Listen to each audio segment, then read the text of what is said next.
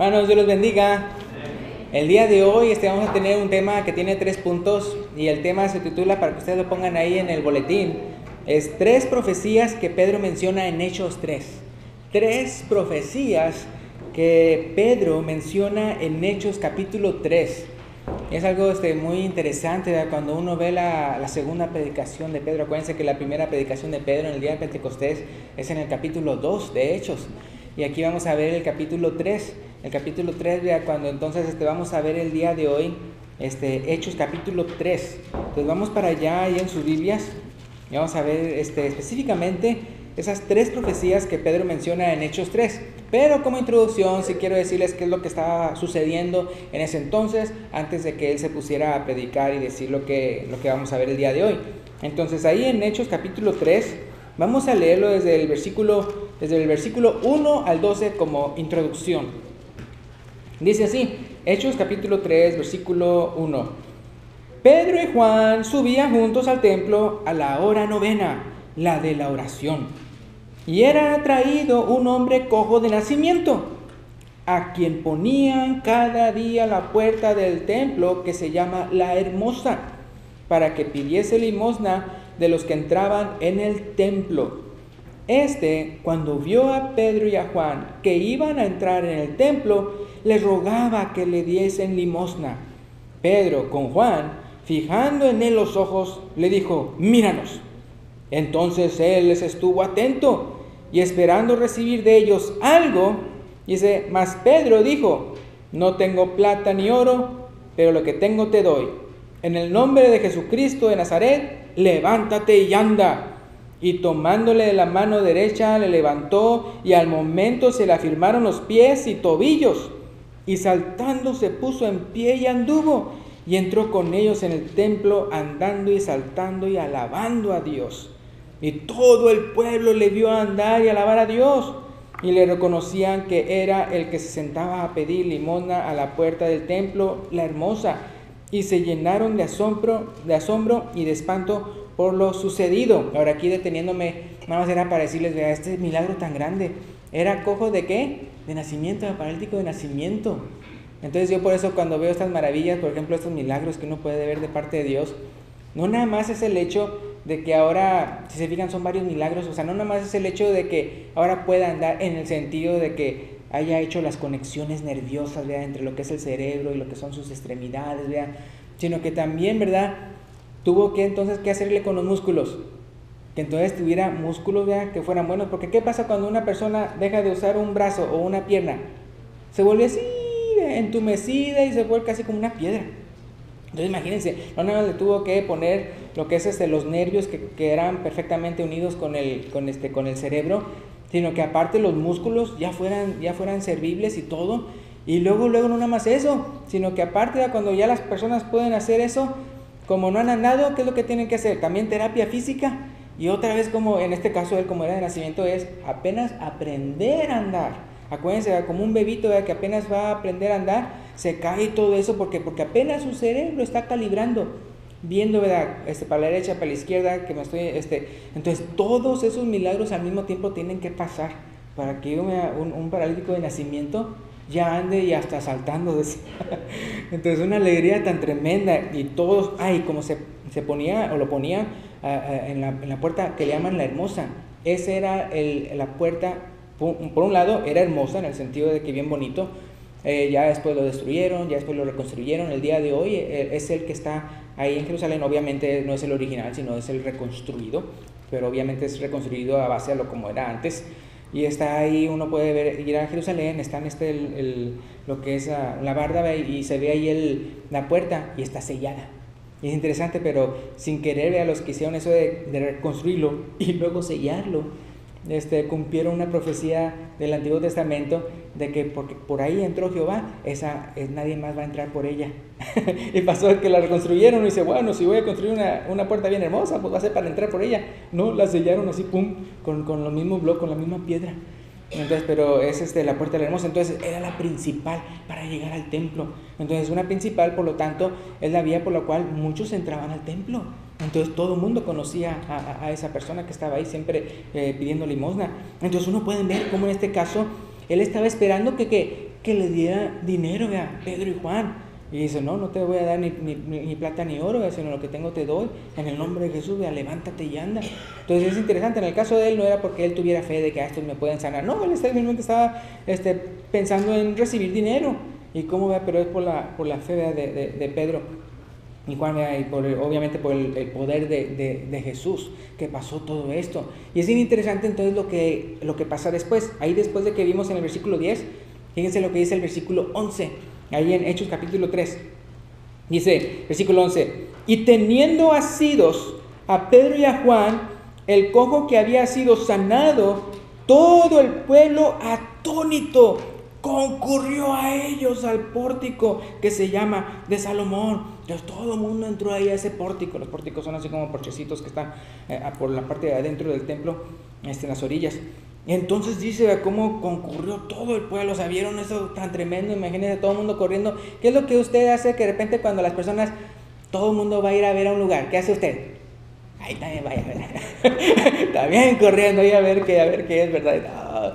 No, si no se sube, ¿verdad? Como saqueo, ¿verdad? Un sicómoro, si no a un edificio, algo, ¿verdad? Pero entonces dice, ¿verdad? Todo el pueblo dice, atónito concurrió a ellos al pórtico que se llama Salomón. Acuérdense, es un templo grandísimo. Y cuando se menciona eso de entrar al templo, no significa exactamente eso del lugar, del santuario, es decir, el lugar santo y santísimo, sino también se le llama templo simplemente el llegar o el entrar a los patios del templo, Entonces, y era grandísimo. Acuérdense que en este caso era el templo en el cual había construido Herodes, que era mucho más grande que el que había construido Salomón. Entonces todo el mundo yendo allí, porque acuérdense, ¿a qué hora era? Dice aquí en el versículo 1, que se juntaron, ¿vea? O se fueron ahí al templo a la hora novena, la de la oración. Entonces todo el mundo, ¿vea? Que iba a hacer esa oración, pues iban para allá. Entonces era mucho, ¿vea? Entonces fíjense, versículo 12, viendo esto Pedro respondió al pueblo, varones israelitas, ¿por qué os maravilláis de esto? ¿O por qué ponéis los ojos en nosotros? Y me gusta lo que dice ahí, como si por nuestro poder, ¿o qué cosa? O piedad, hubiésemos hecho andar a O sea, ¿por qué nos mira a nosotros como si, no nomás si por nuestro poder, sino porque nuestra piedad, hubiéramos hecho andar a El día de hoy es lo que pasa, ¿no? Que de repente parece como que parece que alguien hizo un milagro el día de hoy o algo así, y todo el mundo va ya a adorar a la persona. Y es interesante cómo él luego lo evitó. O sea, ¿por qué nos miran hacia nosotros como si fuera nuestro poder? Porque no era el poder de ellos, sino el poder de Dios a través de Jesucristo. ¿Y era qué? Y no era por su piedad, es decir, no por la piedad de Jesús. Entonces ahí los detiene, ¿verdad? Que no vayan a rendirle culto o algo así. Entonces versículo 13, fíjense. Ahora sí, en el versículo 13 va a ser el primer punto, entonces para que ustedes lo pongan en su boletín. Acuérdense, el tema es 3 profecías que Pedro menciona en Hechos 3. El punto número 1, para que lo anoten ahí en sus boletines, es que Cristo había de padecer. Que Cristo había de padecer. Que Cristo había de padecer. Y van a ser los versículos del 13 al 18. Del 13 al 18, para ver esa primera parte. Entonces es la primera profecía, o sea, que va a decir él que los antiguos profetizaron, es decir, que los profetas del Antiguo Testamento profetizaron. Entonces la primera profecía que él menciona es que Cristo había padecer. Y por lo tanto es una profecía que ya se cumplió. Es decir, ya para entonces ya Jesús había muerto por ellos y ya había resucitado y estaba a la diestra del Padre. Entonces fíjense, vamos a leer del versículo 13 al 18, fíjense. Entonces él empieza a predicar, Pedro, ya que tiene ahí todo el mundo ahí.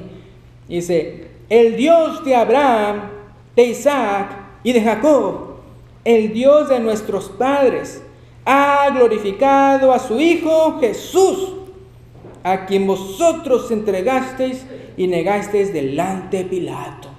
O sea, luego él va a empezar a glorificar a Jesús.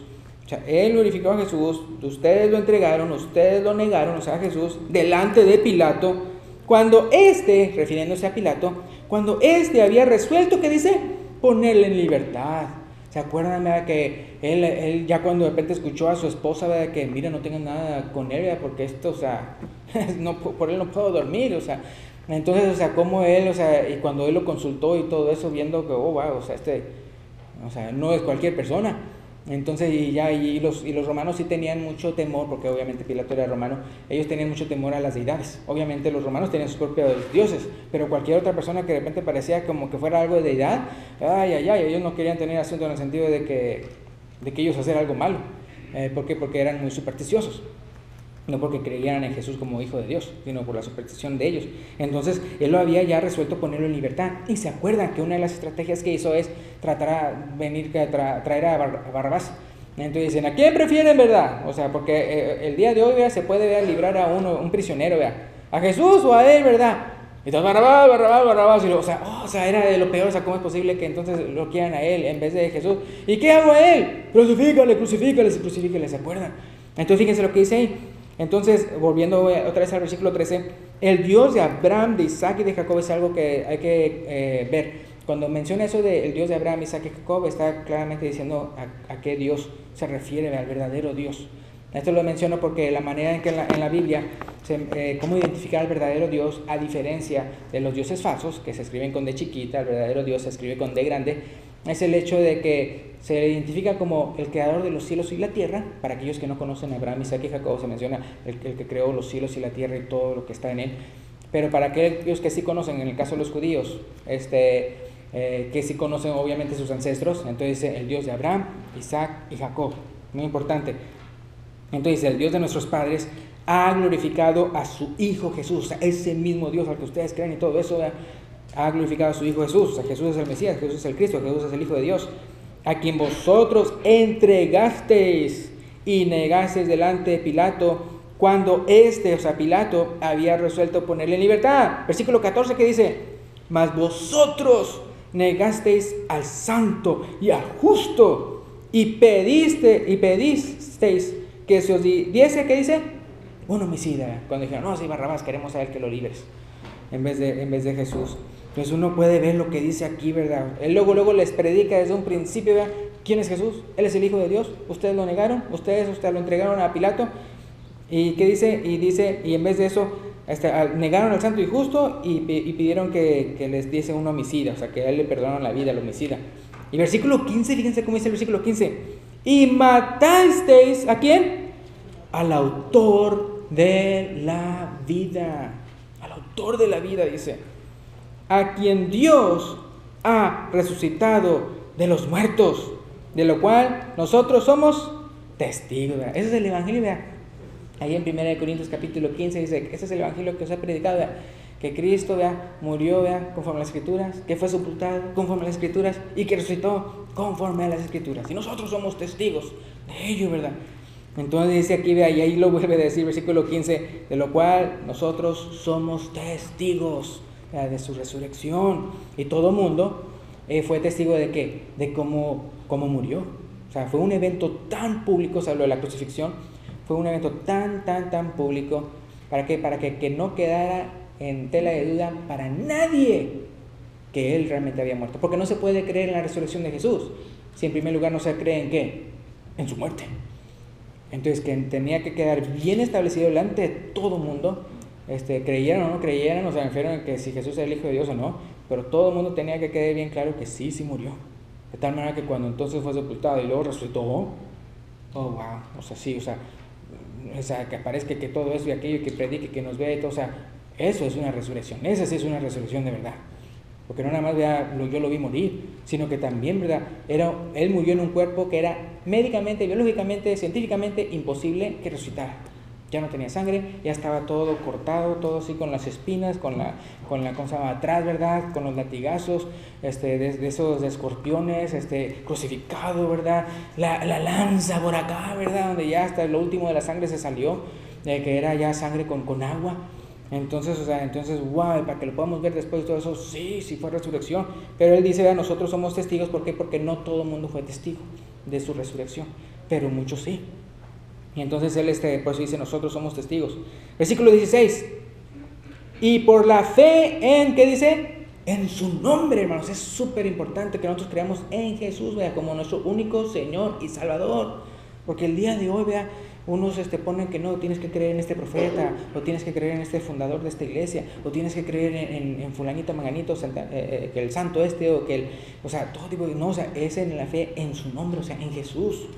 Dice, por la fe en su nombre, a que vosotros veis y conocéis, o sea, refiriéndose al que había sido paralítico, ya, es por la fe en su nombre, o sea, en el nombre de Jesús, que a que vosotros veis y conocéis, le ha confirmado su nombre, y la fe que es por él ha dado a esta completa sanidad en presencia de todos vosotros. O sea, ahí se puede ver, o sea, yo sí, por decirlo así, yo fui testigo, o sea, junto con muchos de la resurrección. Y ustedes pueden ver cómo entonces sí, entonces cómo él fue, ¿verdad? Y cómo él envió a su Espíritu Santo, y cómo este poder y todo eso es de parte del Espíritu Santo, de parte de Jesús, ¿verdad? Porque él entonces a la letra de Dios, y él fue el que le pidió al Padre, ¿verdad? Que entonces trajese, ¿verdad? El Consolador, el que había estado con nosotros.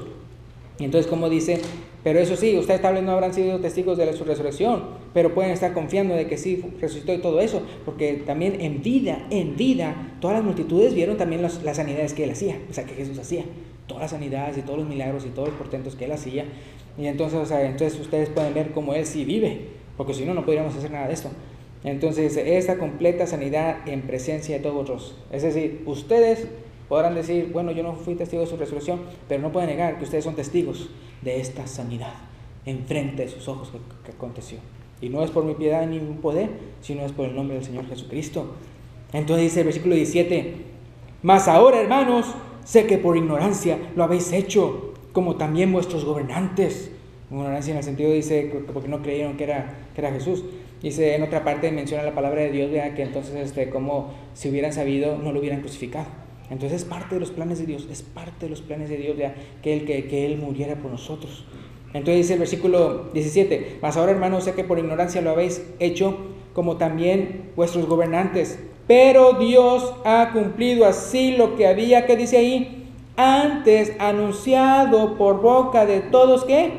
De todos sus profetas, o sea, los profetas del Antiguo Testamento, que su Cristo había de padecer. Entonces, por eso aquí en el primer punto, la primera profecía que Pedro menciona en Hechos 3, es que Cristo había de padecer, de los versículos 13 al 18, porque entonces eso se ve al final, por boca de todos los profetas, que Cristo había de padecer. Entonces él menciona, ¿verdad?, cómo está profetizado desde tiempos antiguos, desde el Antiguo Testamento, por los cuales, ¿verdad?, los que estaban ahí escuchando conocían del Antiguo Testamento, y decía, y esto lo cumplió, ¿verdad?, el Señor Jesucristo, ¿verdad? Porque acuérdense que para los judíos era un tropiezo el creer que el Mesías haya muerto. Es por eso que Pablo decía, yo predico a Cristo, y a Él, ¿qué? Y a Él crucificado.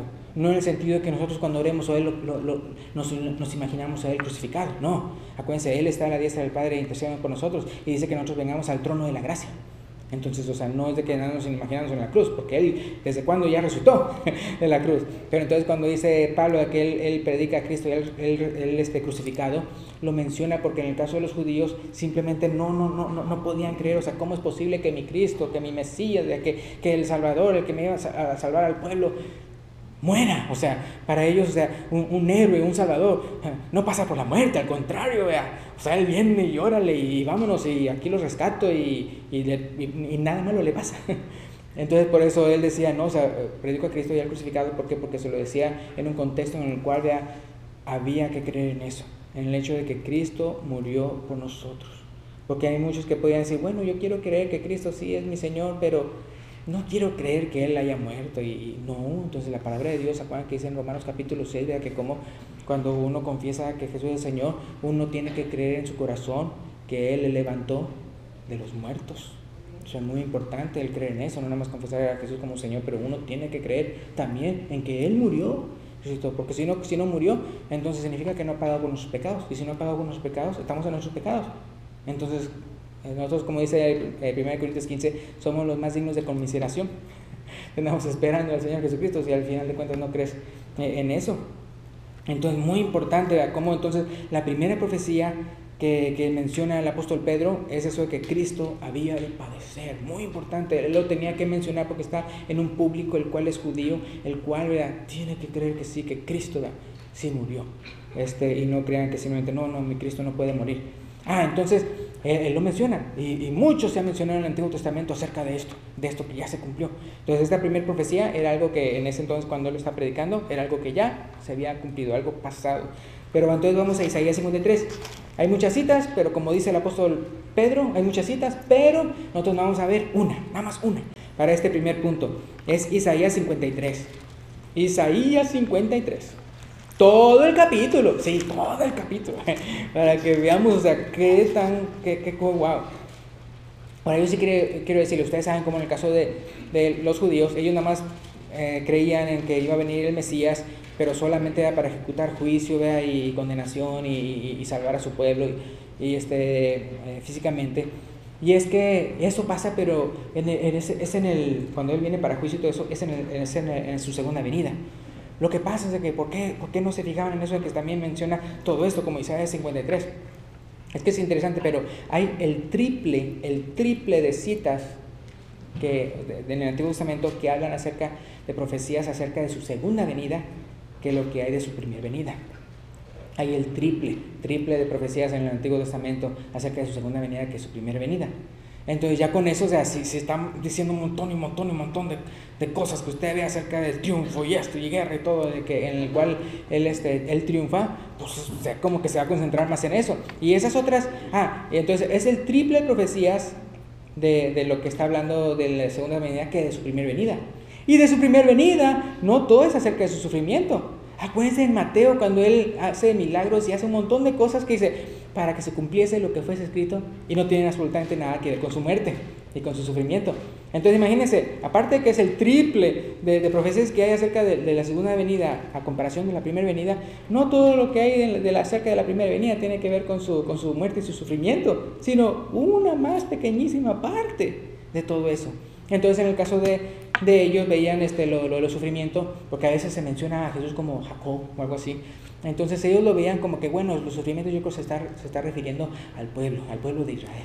No está hablando del Mesías, está hablando del pueblo de Israel. Entonces así es como pues ellos lo veían, ¿verdad? Y así por eso no pensaban, no, no es el Mesías. Porque ustedes saben cómo sí, el pueblo de Israel, quién sabe cuántas veces ha sufrido. Y había sufrido en el Antiguo Testamento. Entonces fíjense, Isaías 53, lo voy a leer. Dice, Isaías 53, ¿quién ha creído a nuestro anuncio? ¿Y sobre quién se ha manifestado el brazo de Jehová? Subirá cual renuevo delante de él, y como raíz de tierra seca, no hay parecer en él, ni hermosura. Le veremos más inatractivo para que le deseemos. Despreciado y desechado entre los hombres, varón de dolores y experimentado en quebranto, y como que escondimos de él el rostro, fue menospreciado y no lo estimamos. Ciertamente llevó él nuestras enfermedades y sufrió nuestros dolores, y nosotros le tuvimos por azotado, por herido de Dios y abatido. Mas él herido fue por nuestras rebeliones, molido por nuestros pecados. El castigo de nuestra paz fue sobre él, y por su llaga fuimos nosotros curados. Hermanos, eso es parte del Evangelio, hay que creerlo. Versículo 6. Todos nosotros nos descarriamos como ovejas, cada cual se apartó por su camino, mas Jehová cargó en él, ¿qué dice ahí? El pecado de todos nosotros. Angustiado él y afligido, no abrió su boca, como cordero fue llevado al matadero, y como oveja delante de sus trasquiladores enmudeció y no abrió su boca. Por cárcel y por juicio fue quitado, y su generación, ¿quién la contará? Porque fue cortado de la tierra de los vivientes, y por la rebelión de mi pueblo fue herido. Y se dispuso con los impíos su sepultura, mas con los ricos fue en su muerte, aunque nunca hizo maldad, ni hubo engaño en su boca. Con todo eso, Jehová quiso quebrantarlo, sujetándole a padecimiento, cuando haya puesto su vida, ¿qué dice ahí? En expiación por el pecado. Verá linaje y vivirá por largos días, y la voluntad de Jehová será en su mano prosperada. Ya hablando acerca de su resurrección y todo eso, ¿no? Versículo 11. Verá el fruto de la aflicción de su alma, quedará satisfecho por su conocimiento. Dice, justificará a mi siervo justo, ¿qué dice? A muchos. No nada más él murió y él sino que él también justifica a las personas, dice, y llevará, dice, las iniquidades de ellos. Versículo 12. Por tanto, yo le daré parte con los grandes y con los fuertes. Y hablando acerca de su segunda venida, ¿no? Repartirá despojos por cuanto derramó su vida hasta la muerte y fue contado con los pecadores, habiendo él llevado el pecado de muchos y orado por los transgresores. ¿Ya se acuerdan? Como cuando él aún estaba en la cruz, dice, no le tomes en cuenta este pecado, ¿verdad? Aquellos que estaban gritando, crucifícale. Continuando, bueno, ya te terminó el capítulo 53. Pero uno puede ver, o sea, cómo, y este nada más es un ejemplo, porque el apóstol Pedro menciona como muchas veces menciona acerca de lo de su padecer. Entonces, la primera cosa, la primera profecía que Pedro menciona en Hechos 3 es acerca de que Cristo había de padecer. Era tan importante que lo creyeran los judíos, porque simplemente para ellos era algo terrible el pensar que Cristo fuera muerto. Entonces, así no, si se tiene que creer eso. Entonces queda establecido, y como no es cosa del apóstol Pedro, sino que ellos pueden hasta mismo leerlo, y en la sinagoga se leía todos los días de reposo acerca de las escrituras del Antiguo Testamento, incluyendo que Isaías, el libro de Isaías, el rollo de Isaías, porque en aquel entonces no había libros como aquí, sino eran rollos. Ahora, viendo al punto número 2, el punto número 2, para que lo pongan ahí en sus boletines, es ¿cuál es la segunda profecía que Pedro menciona en Hechos 3? Es que Cristo va a volver. Que Cristo va a volver. Entonces, para eso vamos a leer del versículo 19 al 21. O sea, nada más 3 versículos: 19, 20, 21, acerca de su retorno. Entonces, fíjense cómo lo menciona. Es en Hechos capítulo 3, versículo 19 al 21. Así que dice: arrepentíos y convertíos, para que sean borrados vuestros pecados, para que vengan de la presencia del Señor tiempos de refrigerio. ¿Y qué dice el versículo 20? Y Él envía a Jesucristo, que os fue antes anunciado. Entonces, diga, cuando dice aquí que vuestros pecados sean borrados, dice arrepentidos y convertidos, acuérdense que en Hechos 2.38, o sea, una página para atrás, en Hechos 2.38, Él lo menciona, arrepentidos y convertidos. Acuérdense, no dice arrepentidos y bautícese cada uno de vosotros en el nombre de Jesucristo para perdón de los pecados y recibiréis el don del Espíritu Santo. Eso es Hechos 2.38. Aquí lo menciona como así que arrepentidos y convertidos para que sean borrados vuestros pecados. Y luego fíjense cuando dice esto, lo que sigue, dice, para que vengan de la presencia del Señor tiempos de refrigerio. Aquí lo hace en conexión a su segunda venida. En el versículo 20, ¿qué dice? Y Él envíe, ¿qué dice? A Jesucristo. ¿Que acaso no lo había enviado ya? No, está hablando de ¿qué? De su segunda venida, de su segunda venida. Dice, en el caso de ustedes, ya cuando Él venga va a ser de refrigerio, pero no para los que no crean, no para los que no se conviertan, no para los que no se arrepientan, no para los que no se bauticen. Entonces el versículo 20, y Él envíe a Jesucristo, que os fue antes anunciado. Y fíjense lo que dice el versículo 21. Parte de ese refrigerio, ¿cuál es? O sea, que Él va a traer cuando Él venga. Versículo 21. A quien de cierto, o sea, Jesús, de cierto, es necesario que dice que el cielo reciba. Por eso es que ahorita está en el cielo. Es por eso que cuando Él resucitó, pues no hizo lo que dijo que iba a hacer. O sea, que es eso de que entonces ya vengarse de los malos y darle el premio a los buenos y todo eso. Sino que ahorita, por lo pronto, era necesario que Él fuera al cielo, fuera recibido. Era necesario que sea cierto, necesario que el cielo reciba. ¿Cuándo? Hasta los tiempos de la restauración de todas las cosas. Entonces, por lo pronto era necesario esto. ¿Por qué? Porque ahorita estamos en el periodo de la gracia. Ahorita estamos en el periodo en el cual ya podemos rendirnos. Ahorita estamos en el día en que podemos invocar el nombre del Señor para ser salvos. Entonces dice aquí, a quien es necesario que el cielo reciba hasta los tiempos, ¿qué tiempos dice? De la restauración de todas las cosas. De que habló, y aquí fíjense lo que dice, de que habló Dios por boca de ¿quiénes? De sus santos profetas que han sido desde el tiempo antiguo. Entonces ahí se ve la segunda y se fijan. El tema es 3 profecías que Pedro menciona en Hechos 3. Entonces el primero es que Cristo había que padecer. El segundo es de que Cristo va a volver. Por un lado para darle el castigo a los malos, y por otro lado, ¿verdad?, para darle ese descanso, esa restauración, ¿verdad?, ese refrigerio a los que son suyos. Entonces a que Cristo va a volver. Y para eso quiero ver Zacarías 14. ¿Dónde se encuentra Zacarías? Está Zacarías y luego Malaquías. Entonces es el penúltimo libro del Antiguo Testamento. El penúltimo libro del Antiguo Testamento. O sea, antes de Mateo está Malaquías, y antes de Malaquías está Zacarías. Entonces yo otra vez, aquí Pedro menciona que como también los profetas, Dios a través de sus profetas ha hablado también de estos tiempos. ¿De cuál? De la restauración de todos los tiempos. El cual, ¿verdad? Pero por lo pronto es necesario que el cielo reciba a Jesús, ¿verdad? Hasta que ese tiempo venga. Ese tiempo preciso, ¿verdad? Cuando entonces Él va a poner a sus enemigos por estrado de sus pies. Y Él va a dar recompensa a los suyos. Entonces fíjense, ¿ya vieron Zacarías? Ok, vamos a leer Zacarías 14, del 1 al 16. Zacarías 14, del 1 al 16, fíjense. Otra vez, este nada más es un ejemplo.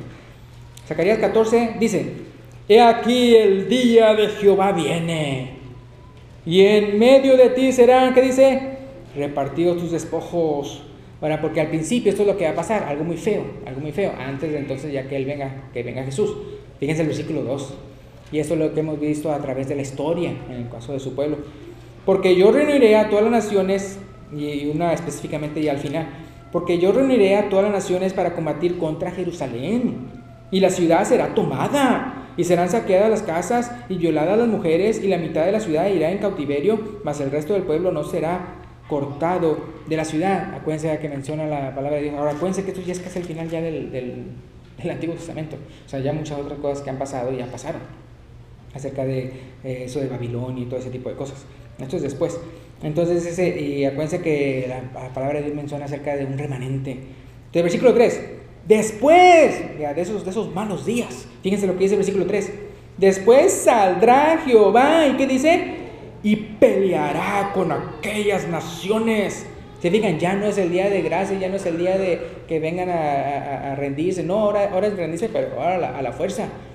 Dice, después saldrá Jehová y peleará con aquellas naciones como peleó en el día de la batalla. O sea, él hasta menciona, el profeta Zacarías menciona, dice, esto va a ser comparable a esto otro. Versículo 4. Y se afirmarán sus pies en aquel día, fíjense, sobre el monte que dice, de los olivos. ¿Se acuerdan quién fue el que ascendió de los montes de los olivos? Jesús, vean. Y se acuerdan que Jesús les dijo a sus, bueno, no Jesús, sino fue ¿cómo se llama? Los ángeles, los varones blancos que resplandecientes, me refiero, que aparecieron después de que estoy, bueno, no se vio el ángel, pero cuando ya se subió a los cielos, y que los varones resplandecieran, estaban al lado, y vosotros qué ves ahí, ¿verdad? Ese mismo Señor que ustedes lo vieron ir, así vendrá como le vieron ir, ¿verdad? ¿Y de dónde partió? Del monte de los olivos. ¿Y dónde va a venir otra vez? Dice el versículo 4: y se afirmarán sus pies en aquel día sobre el monte de los olivos. Eso es una de las citas que comprueba cómo el nombre Jehová no nada más aplica al Padre, sino también a Jesús, porque aquí se le llama Jehová. Y pone sus pies sobre el monte de los olivos. ¿Y dónde? ¿Cuál es? No, es que ha de ser un monte de los olivos, pero espiritual. No, lo que dice aquí, que dice que está enfrente de Jerusalén, al oriente. Es de donde se toman las fotografías. Ustedes han visto fotografías de Jerusalén, que la ponen así bonita y todas las atardeceres. Bueno, esas fotografías los toman desde el monte de los olivos, cuando toman esas fotografías. Dice que está al frente de Jerusalén, al oriente, y el monte de los olivos, ¿qué dice? Cuando él venga y sus pies, se partirá en medio, hacia el oriente y hacia el occidente. O sea, la partidura va a ser así, o sea, oriente a occidente, haciendo un valle muy grande. Y la mitad del monte, ¿qué dice?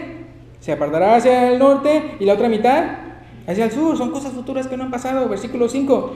Y huiréis al valle de los montes, porque el valle de los montes llegará hasta Asal. O sea, está mencionando cosas físicas.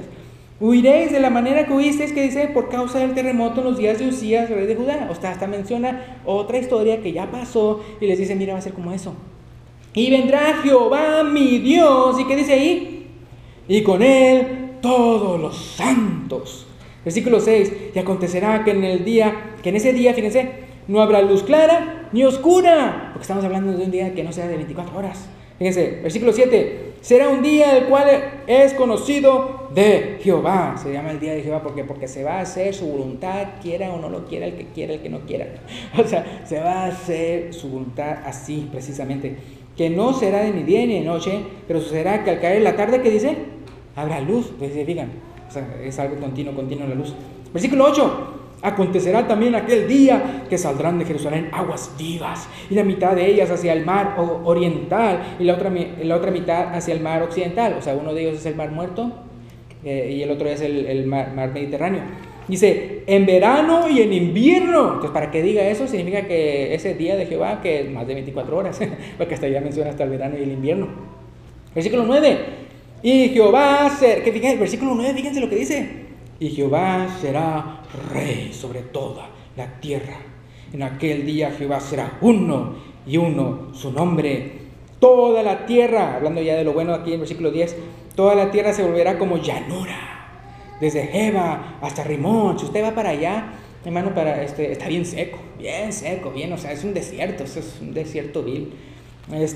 Cuando va uno ahorita, pero dice que entonces dice toda la tierra se volverá como llanura, desde Jeba hasta Rimón, al sur de Jerusalén, y esta será enaltecida y habitará, en su lugar, desde la puerta de Benjamín hasta el lugar de la puerta primera. O sea, menciona cosas físicas, dice, hasta la puerta del ángulo, y desde la torre de Hananeel hasta los lagares del rey. Versículo 11, y morarán en ella, y no habrá nunca más, ¿qué dice?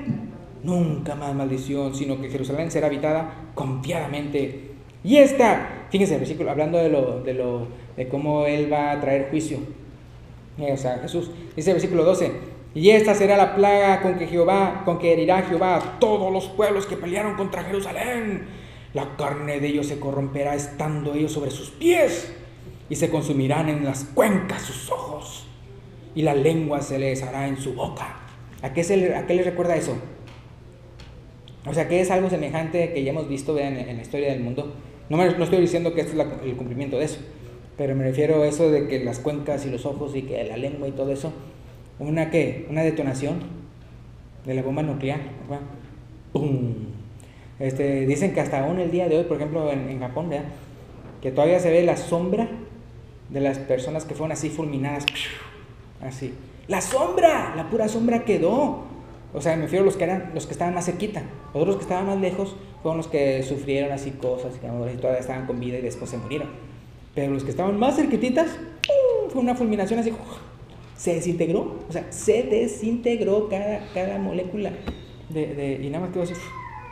Entonces, imagínense, dice que entonces cuando Jehová venga y va a darle duro, vea, a los que toda esa mar de personas que van a ir contra Jerusalén para pelear contra Jerusalén y todo, dice que eso le va a pasar, consumirán las cuencas sus ojos y la lengua se deshará. Versículo 13, y acontecerá en aquel día que Jehová, dice, habrá entre ellos gran pánico enviado por Jehová, y trabará cada uno de la mano de su compañero, y levantarán su mano contra la mano de su compañero.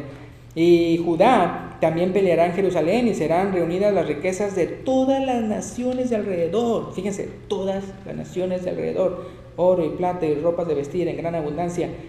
Así también será la plaga de los caballos, de los mulos, de los camellos, de los asnos y de todas las bestias que estuvieran en aquellos campamentos. Y todos los que sobrevivieren de las naciones que vinieron contra Jerusalén subirán de año en año para adorar al Rey, a Jehová de los ejércitos, y a celebrar la fiesta de los tabernáculos. Entonces, cosa tremenda, ¿no? Entonces, el número 1 es que Cristo había de padecer. Eso ya pasó. La profecía número 2, que Cristo va a volver. O sea, es algo que todavía no pasa. ¿Pero qué va a pasar o no? Va a pasar. Y dice ahí, o sea, cómo los santos hombres de Dios hablaron de estas cosas también, hablando del Antiguo Testamento, y ya nada más dimos un ejemplo nada más. Ahora, tal vez el día de hoy usted pensaría, bueno, ¿y qué tal de ahorita y todo? Antes de pasar al punto 3, quiero leer 2 de Pedro, si está en el Nuevo Testamento, 2 de Pedro capítulo 3. 2 de Pedro capítulo 3, nada más para como de resumidas cuentas, lo que menciona acerca de lo malo que va a pasar y lo bueno que va a pasar, en el sentido hablando de su segunda venida. Entonces, 2 de Pedro capítulo 3, 2 de Pedro capítulo 3, caray, 2 de Pedro nada más tiene 2, no, aquí está 3, versículo 9 al 13, 2 de Pedro capítulo 3, versículo 9 al 13, está casi al final de la Biblia. 2 de Pedro capítulo 3, versículo 9 al 13. El Señor no retarda su promesa. A eso les digo porque hay muchas personas que digan, bueno, es que la venida del Señor, falta mucho, y no se arrepienten. Entonces, hermanos, desde ahorita les digo, amigos, que no se han convertido, que no se han arrepentido, que no se han bautizado, hay que hacerlo, porque no sabemos. El hecho de que Él se tarda no es porque entonces no va a venir, porque no se va a cumplir esta profecía, sino porque aquí lo dice. ¿Por qué? Versículo 9. el Señor no retarda su promesa, según algunos la tienen por tardanza, o sea, su segunda venida, sino que es paciente para con nosotros, no queriendo que ninguno perezca, sino que todos, ¿qué dice? Procedan al arrepentimiento. Hoy es la oportunidad, hermanos. Versículo 10. Pero el día del Señor vendrá como ladrón en la noche, en el cual los cielos pasarán con gran estruendo y los elementos ardiendo serán deshechos y la tierra y las obras que en ella hay serán quemadas. Puesto que todas estas cosas han de ser deshechas, ¿qué dice?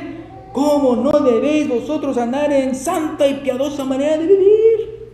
Esperando y apresurándoos para la venida de Dios, del día de Dios, en el cual los cielos, dice, encendiéndose serán deshechos y los elementos siendo quemados se fundirán. Y lo bueno que dice el versículo 13, a los que sí se rinden al Señor, pero nosotros esperamos, según sus promesas, cielos nuevos y tierra nueva, en los cuales mora la justicia. Entonces de su segunda venida va a venir. Y si usted dice, bueno, como que parece como que no, y luego, no piense en eso, ¿verdad? Si usted piensa que está tardando, lo que pasa es que quiere que usted se rinda, quiere que usted se convierta, quiere que usted se arrepiente de sus pecados y se bautice. Y otra vez, para aquella persona que ya se bautizó, si ahorita está viviendo en pecado, esto también es para usted, porque tiene que arrepentirse, muy importante. Entonces dice el punto número 3, y con esto vamos a terminar.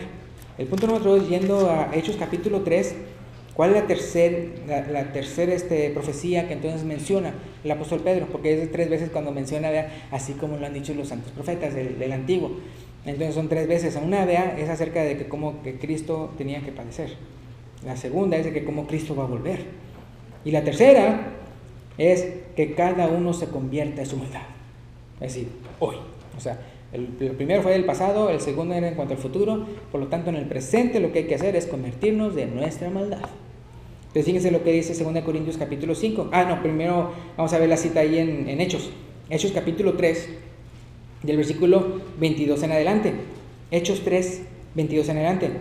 Porque Moisés dijo a los padres: el Señor vuestro Dios os levantará profeta entre vuestros hermanos como a mí. ¿Qué dice ahí? A él oiréis en todas las cosas que os hable. Y toda alma que no oiga a aquel profeta, ¿qué dice? Será desarraigada del pueblo. Y todos los profetas, desde Samuel en adelante, cuantos han hablado, ¿qué dice? También han anunciado estos días. ¿A qué se refería? A los tiempos presentes. Es decir, a la iglesia, el tiempo de la iglesia, el tiempo de la gracia. Versículo 25. Vosotros, por eso ya le dice, vosotros, se lo aplica ya esas otras profecías, otra serie de profecías, que es el tercero, que cada uno se convierte en su maldad. Entonces por eso ya lo aplica ahí a ellos mismos. Versículo 25, vosotros sois los hijos de los profetas y del pacto que Dios hizo con nuestros padres, diciendo a Abraham: en tu simiente serán benditas todas las familias de la tierra. Cuando comenzó la iglesia y todo eso, ya las personas pueden ser ciudadanos celestiales. Versículo 26, a vosotros primeramente Dios, habiendo levantado a su Hijo, lo envió para que os bendijese, a fin de que cada uno se convierta de su maldad. ¿Se fijan? Entonces uno puede ver la tercera serie de profecías se refieren, al hecho de la iniciación de la iglesia, al hecho de que ahorita estamos en el tiempo en el cual podemos redimirnos, ahorita está el tiempo en el cual podemos reconciliarnos. Y entonces quiero darles lo que es aquí 2 Corintios capítulo 5. 2 Corintios capítulo 5, versículo 17. 2 Corintios capítulo 5. Me fui a esta cita porque menciona como cuál es nuestro deber como iglesia. ¿Cuáles esas profecías del Antiguo Testamento que ya se están cumpliendo el día de hoy? Y entonces, ¿cuál es nuestro deber como iglesia? 2 Corintios capítulo 5, versículo 17 hasta el capítulo 6, versículo 2. Entonces va a ser la última parte del capítulo 5 y la primera parte del capítulo 6. 2 Corintios capítulo 5, versículo 17 dice: de modo que si alguno está en Cristo, nueva criatura es. Las cosas viejas pasaron, he aquí todas son hechas nuevas. ¿Para qué esa persona que se convierte? Y todo esto proviene de Dios, quien nos reconcilió consigo mismo por Cristo y nos dio, ¿qué dice? el ministerio de la reconciliación. Ese es el deber de nosotros, el ministerio de la reconciliación. Que Dios estaba en Cristo reconciliando consigo al mundo, no tomándoles en cuenta a los hombres sus pecados, y nos encargó a nosotros, ¿qué dice? La palabra de la reconciliación. Así que somos embajadores en nombre de Cristo. Haz de cuenta que la iglesia es como una embajada del reino celestial y nosotros somos embajadores. Así que somos embajadores en nombre de Cristo, como si Dios rogase por medio de nosotros. Os rogamos en nombre de Cristo, reconciliados con Dios, porque ahorita es cuando se puede hacer eso. Ya después el Señor no, así como dice aquí, ¿verdad? Como si Dios rogase por medio de nosotros. Cuando ya Jesús venga, Él no va a rogar a nadie. O sea, cuando Él ya venga es como, o sea, ¿hiciste mi voluntad o no hiciste mi voluntad? ¿Te convertiste, te hiciste de los míos o no? El que no se haga de los suyos, pues es un rebelde para Dios, un enemigo, como dice también Santiago. Dice, os rogamos en nombre de Cristo, reconciliaos con Dios. Versículo 21. Al que no conoció pecado, por nosotros lo hizo pecado. O sea, Jesús pagó por nuestras culpas, siendo Él que no era pecador, para que nosotros fuésemos hecho justicia de Dios en Él. Entonces nosotros somos justificados por la sangre de Cristo. Capítulo 6, versículo 1. Así pues, nosotros como colaboradores suyos, os exhortamos también a que no recibáis en vano la gracia de Dios. O sea, que no nada más lo reciban, sí, ya me hice cristiano, sino que no sea en vano, sino que se vean que realmente eres cristiano.